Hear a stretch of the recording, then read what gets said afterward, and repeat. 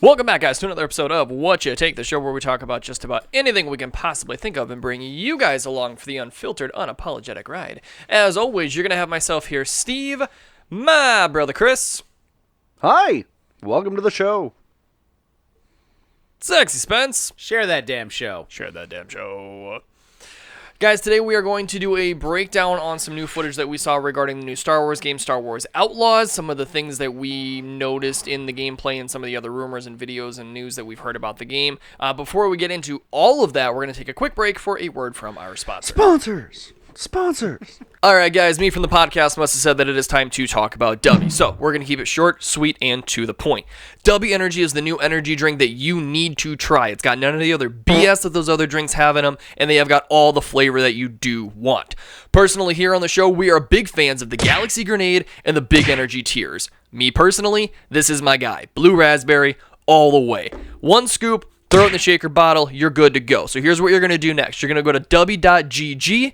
You're going to pick out the flavor that you want. You're going to go to checkout. You're going to enter in our code, What You Take. That's going to then save you 10% on your order. Here's what you're going to do next. Get back to the show. All right, guys. So we got about 8-ish minutes of gameplay from Star Wars Outlaws. What were your guys' initial thoughts before I get into the list of shit that I got in regards to it? Spence, I'm going to start with you this time. All right, so it looks fun. It does. I like the interactions. I kind of saw that there's seems like you can kind of customize your ship to a certain extent.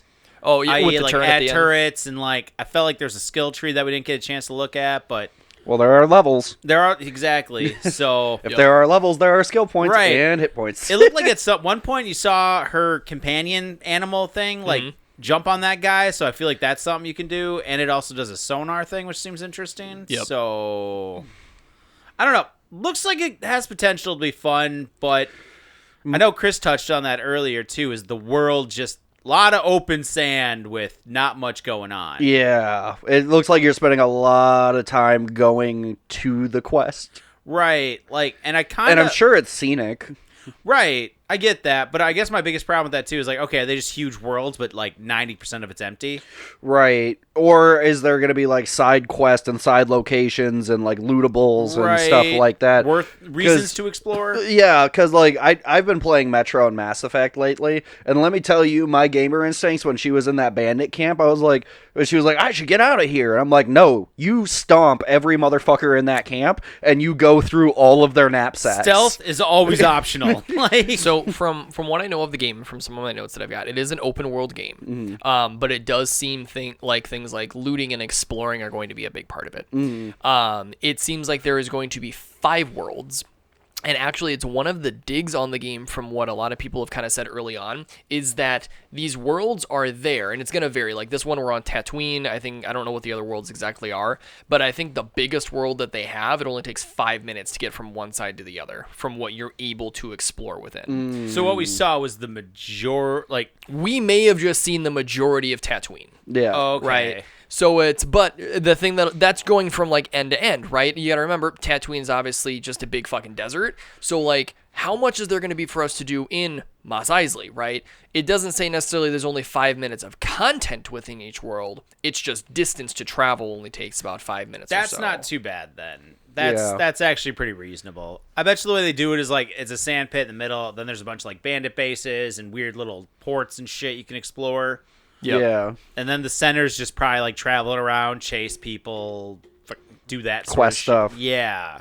It's very interesting because in the gameplay footage that we saw, it was her exploring a dead Sarlacc pit looking for a second tooth, right? Right. So we saw a couple of different things, right? We saw the classic shitty-ass Star Wars binoculars that you can't tell fuck all from, right? They look like people. Right, there's a general glob in that direction.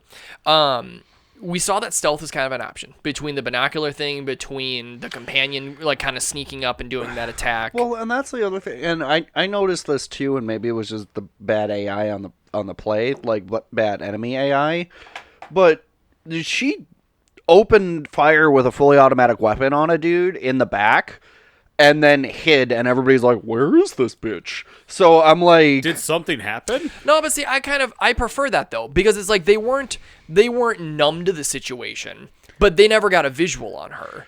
Correct. So, like, they were going to... I prefer that over, like, Division, for example, where you kill one person quietly and everyone just knows your position. My thing is it wasn't quiet, though. There wasn't, like, any suppression on the blaster. It was like... Yeah, Let me hide. they were moving in her general direction. So, like, they were moving to where the attack was, but no one got an actual line of sight on her. All right. The other thing I kind of noticed, too, is it seems like a lot... And maybe it was just for that one mission, but it seems like there's... a lot of interaction with the environment. Mm-hmm. That explodes. This creates a fireball. You can drop this on somebody. Yeah. I kind of noticed the world seems very... Malleable. Yeah, now I don't know if it's going to be sandbox, like once you blow up that barrel, does that barrel no longer exist? It's gone. Or is it... Maybe when I come back, that barrel's going to be back. Well, then you look at how the Sarlacc pit itself was, too, right? Once she got into that pit... she had to, like, slide into that thing. There was no big, like, entrance. So, like, Right. you're going to have to pay attention to things. So it makes me think God of War. Yeah, did you notice that one scene when she was walking, she started sliding, she had to jump or she Yep. would have fell down, kind of. So you're always kind of... I feel like traps are going to be a thing and, like, environmental wherewithal. Tell you one thing. I'm going to be a brutal motherfucker. I believe that. I don't actually doubt that. Yeah. Yeah.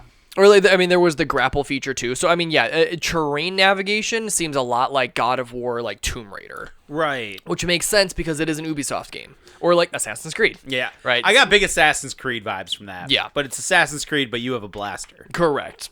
So, some of the other things I was able to dig up on this game that... That game is so dumb once you get a gun. Oh, Assassin's Creed? You know how many times I just stand on a rooftop and just pop a motherfucker? So, from a settings perspective, this is taking place between Empire Strikes Back and Return of the Jedi, from a timeline perspective. Oh. Okay. Okay. There is going to be a very... So the Empire is falling. falling. Yeah. It hasn't fell, Yeah. but it's fucking rough out here. There's going to be a Not really... having a good time. Bad time to be a stormtrooper. There's going to be a really unique thing in place. So you guys remember in... what was the Lord of the Rings game? Shadow of War. Shadow of War. There was the Menace system, or whatever it was called. Nemesis system. Okay, this game is going to have what's called a reputation system. So apparently at different points there are going to be interactions with different members of different crime syndicates. Yep. And how you interact with them is going to forge your reputation, which is going to give you more pull or more pushback in future interactions and how you go about the game. I kind of like that because it I do might too. limit what you can get and what you can't get. That reminds me of, Mass Effect did it too. They had the Paragon Renegade, where in certain instances of dialogue and certain moments of gameplay, there are two things. There's Renegade and Paragon dialogue, and then there's Renegade action and Paragon action, where in dialogue, you'll see one of your text options highlighted in red and one highlighted in blue and one that's just white and neutral. And by choosing those, it builds your reputation as either a renegade, loose cannon, like do whatever it takes to get the mission done kind of person, or as more of like this, virtuous kind of leader, selfless person. And that actually, like, there are certain things in the game that require you to have a certain amount of Paragon or Renegade in order to do. Like, in one boss fight, you can actually convince the boss to kill himself if you have a high enough Renegade. Oh. You can actually convince him to kill himself because he's, like, been... Nobody loves you. Well, no. The Why are you still here? Vicious mockery. The thing is he had been brainwashed. So the thing is you can be like, you're not even in control of yourself. You're a weak bitch. You fell to the enemy. You guys ever have those multi-choice things and it's like, negotiate, slightly aggressive. Then he's like, listen here, you cocksucking piece of shit. And you're just like, wait, no. Like, that actually happened to me once. So on those Renegade Paragon actions, there was one where it was like, so the actions are you get an L2 or an R2, and it'll do a corresponding action, either good action or Renegade action. And you were up on this guy at a skyscraper, right? You grab him, you turn him around, you start interrogating him. And he's like, I'm not telling you anything. And there was a Renegade button click, and I was like, sure, I'll scare him or something. I'll, like, hit him against the glass and intimidate him. You totally dropped him, didn't you? Fucking nope. I grabbed him by his chest and threw him out of a high-rise on the equivalent of, like, Coruscant. So, like, a mile down to the ground. And I was like, oh! They really gotta explain those better. Like, it should just say kill the motherfucker. Like, you know. All that to say, I'm kind of familiar with that kind of system. Yeah, so Oh, I mean, good. it'll be interesting to see how that works into it, because the loose understanding I have of the story is you are trying to make your way kind of through the galaxy, Making my way. figuring yourself out amongst all of these other crime syndicates that there are. And I don't know if you're trying to get out of the game, if you're trying to make a name for yourself in the game. I don't know. And it's so those interactions within these different syndicates, I think, is going to be really interesting to see. I'm interested, furthermore, to see what further ship customizations you can do. What can you do to your character from a abilities and a skill set? Did you guys notice with her gun, when she was down there, there was the rapid fire mode, or she could switch it, and it was a more, like, concentrated blast? Right, and then she got a grenade launcher in the fight there, too. She picked it up. She picked it up. Yeah. So So do you it's- get to keep that, or is it like once the ammo's gone, is it gone? I think she ditched it. She did? Okay. But it's like, so not to... But still not to say, like, you should see some pretty interesting weapons over the course of the entire game. And if they stay true to, like, good Star Wars lore and Star Wars material, if you're going to different planets and different, like, cultures and the way different syndicates are doing things, you should see some pretty fun guns. Oh, yeah. This was kind of interesting, because this is, like, the first time you're not a Jedi or a Sith. And hopefully they like- keep it that way. Yeah, like... I was able to find... I'd really love to have... I know that based on the timeline, like, the Inquisitors probably wouldn't be a thing, but I'd really love to be like, I'm just a guy and I have to fight a Sith. Right. You know, that'll probably come up at some point. Like a real Like, crazy yeah. boss battle. Like, this is terrifying on this end of it. You got to throw down with Han Solo, like... So I was able to get a hold of the 5 syndicate names. So 2 of them, I believe, are original to the story. Like, we've never seen them in stuff before. One of them is the Zarek Bash, and another one is a Ashika clan. So both of those, I believe, are original, and one of them, I think, is just very, like, information-based. They're not really in it to necessarily be anything crazy. These other 3, though, we have absolutely heard of before. And The Hutt clan. Well, the Hutts are I a was given. gonna say. Yep. And we're going to definitely see Jabba the Hutt, they said. Like, we will see Jabba, and we'll see, like, his little deranged pet and, like, his advisor. Like, we're going to see some familiar faces in regards to that. You know, I know it's explained somewhere in the lore. I just fully do not understand how slug people run the mafia. Yeah, I don't know, man. I mean... How do you get to the top? Some guy could just ventilate you. Well, I mean... The only that thing could be- that Jabba could be said has- about any, like, mobster, though. Well, the only thing Jabba... The only thing I'm saying is the only thing Jabba can't even probably hold a blaster. The only thing he has going for him is he has minions.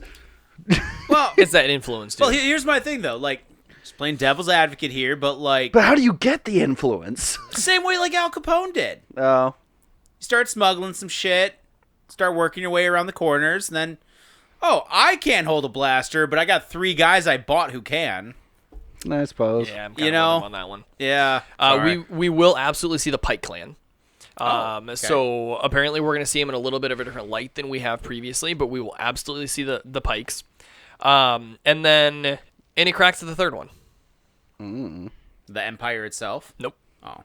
This one's a bona fide crime syndicate. The friends we made along the way. Fuck you. The Crimson Dawn. Jedi?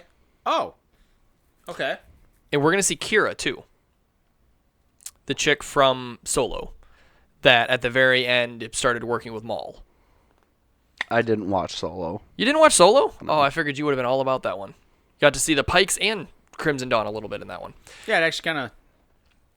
So what's interesting is with Crimson Dawn, there was a specific call out from what I was able to kind of dig up that they are led by Kira. So we know that, which is interesting because it kind of breaks the lore a little bit.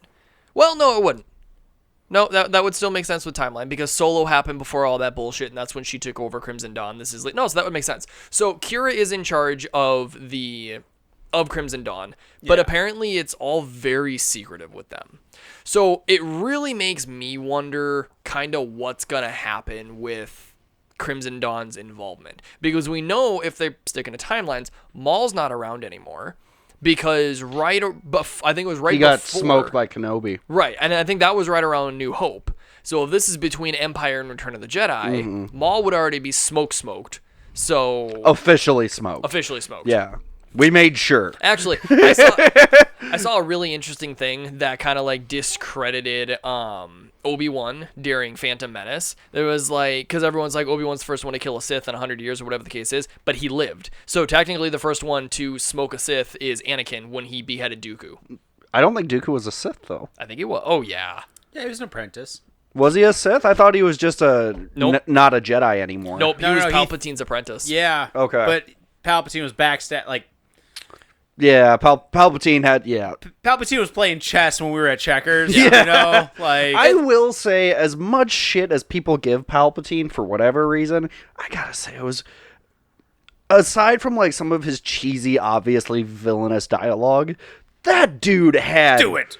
That dude had plans. Oh, God. Just the level of machinations Yeah. was just fucking impressive. The level of patience. Yeah. Dude was calling shots before he was, like, even the senator. Well, dude, that's the thing is, like, I think he was a Sith before he was a senator. Yeah, 100%. So he was. Yeah. Because I got a book you can borrow, actually. in episode 1, Maul was his apprentice. And that's right. He wasn't the chancellor yet. He was just he was the senator of Naboo. That's right. And then when he went on to be chancellor, that's when Padme decided to go from being queen to senator. Mm-hmm. The one that confuses me, though, is the Maul Dooku thing. Because I'm like, did that mean he had 2 apprentices? No, I think at somewhere along the way, I think he had Or Maul. did he just come across Dooku? I think he knew of Dooku, but I think like around the happenings of episode 1, I think Dooku was still kind of like, I'm not a Jedi anymore, but wasn't full Sith. Right. Okay. He was still figuring out what he's gonna... They should Because make he was left... still finding himself. Because he left the Order for, like... basically philosophical reasons. Like, Yeah. he didn't even, like, Yeah. it wasn't like he was cast out or anything. He was Correct. like, fuck y'all, I quit. Yeah. Well, he thought not having attachments was ridiculous. And Which it numbing is. your emotions is... Which it is. Yeah. So I think he went from beep to beep really quickly. Yeah. But something else that I saw in people, I think we all know it, but I don't think it gets talked about enough as far as like the foreshadowing goes when it comes to the prequel trilogy. You mean when fucking Dooku straight up told Obi-Wan that... No. I'm Sorry, talking that's still about, my favorite thing. when you look at the three bad guys of the prequel trilogy and how they all add up to equal Vader, because Maul was consumed by rage and vengeance, and Dooku was a fallen Jedi, and then or there was something else with Dooku, I thought.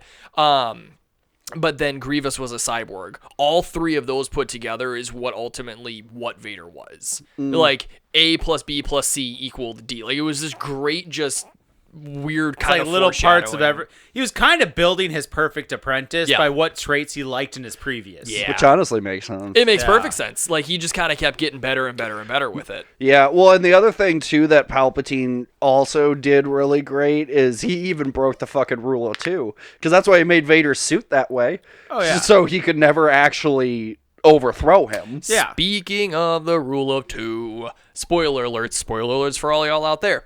So the Acolyte did some really fuck shit. Okay. Did they break the rule of 2? No. Oh, So the Acolyte takes place about 100 years before episode 1. okay. And it's interesting because a lot of people speculated that it was like the height of the Jedi Order, and me and a buddy from work speculate different. We think that this is the beginning of the downfall of the height of the Jedi Order. There's a lot of like conspiracy, there's a lot of cover-up stuff that happens within Acolyte that gets really, really interesting, okay? But there is a very brief cameo within the Acolyte where you see Plagueis. Okay. And the theory is that the guy who was the big protagonist or antagonist, the bad guy in this, we just know him as the Stranger. And he's got some of the most fucked up lightsaber combat that I've ever fucking seen before. Okay. But he himself had a line where they asked him, like, what are you? And he was like, you may call me Sith. Like, not like you may as in I have, like, you have my permission, but like you might. You would only have a word, but he's flat out saying, like, I'm not Sith. I just don't confide to your ways. You later find out he used to be a Jedi, didn't agree with them, and now he's off doing his own fuck thing, and he wants to use his power how he wants to use it, right? He ends up taking an apprentice because for whatever the fuck reason is, and then you see Plagueis. So we have a speculation that Plagueis in a possible season 2 is gonna become a like forefront character and is going to tell them something along the lines of like, you think you know power, you don't know power. I can show you power, but I will only take one apprentice. So you two need to figure it out, and there's going to be a battle between the two of them. Between the one chick that I showed you guys where she bled the lightsaber, and then the dude that was teaching her kind of how to go about all of that. There's some fucky shit with Acolyte as far as like that kind of stuff goes. That's interesting. Fight for my love, children. Yeah. Like it was really fucking weird. You do get to see a Wookiee like whoop ass as a Jedi. Yeah, that's something that I always kind of wish they'd add, and so I'm kind of glad they did that. I really got to get on watching The Acolyte, though. I haven't done it yet, so... I will tell you, you've got to be patient. That's... One of the guys at my work told me about it. He's like, it's good, but it's slow. It is so fucking slow. Until, like, the last 2 episodes. Then it's just all hell. Then it's all combat. I mean, but like I'm okay with the slow burn as long as it pays off. The story could have been done better, in my opinion, as far as it all goes. I like kind of where it ended, but the execution to get there, I personally think fucking sucked. What was the time frame for The Acolyte, by the way? What was it, like 100 years before episode 1. Okay, perfect. So, like, there's interesting things happening, and I'm hoping that we're going to get things that happen even further behind all that. And I think, if I remember correctly, at some point in the timelines, we're supposed to get a film or a series about the first Jedi. What do you mean the first Jedi? Like the first Jedi. Oh, like, really? Yeah. They're going to go that far back. Supposedly. But they need to not get the people that show ran Acolyte. This lady flat out came out and said, like, I expected, like, reviews and whatnot to, like, bomb, okay? To put it in context, I believe Rise of Skywalker came in at like 60, 70, or 80% on Rotten Tomatoes still, and everyone fucking hated that, right? This came in at a 14%. That's pretty fucking low. But it's like no one's batting an eye at it. I'm not going to lie, guys. I will say this, though. Not the original, but the prequels, the 1, 2, and 3. Yeah, everyone bitched about those movies when they first came out. Correct. It was And, nonstop. and now they're masterpieces. Now they're masterpieces. And it was just...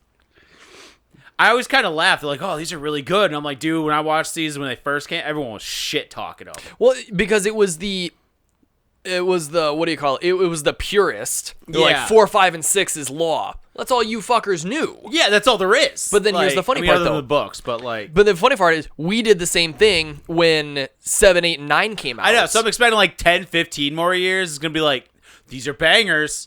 Nah, 7, 8, and 9 are always going to be trash. Yeah, they are. Dude, the Knights of... Oh, my God. Yeah, you know... I want a series on the Knights of Ren. I do. They deserve it. Yeah. I actually did like a little search on them, and they're fucking really interesting characters. They're fucky, man. Yeah, like... Shit. They're all like semi-force sensitive, but not enough to be Sith or Jedi, which is why they were chosen. Then they were trained, and I'm like... So you just killed them all in like...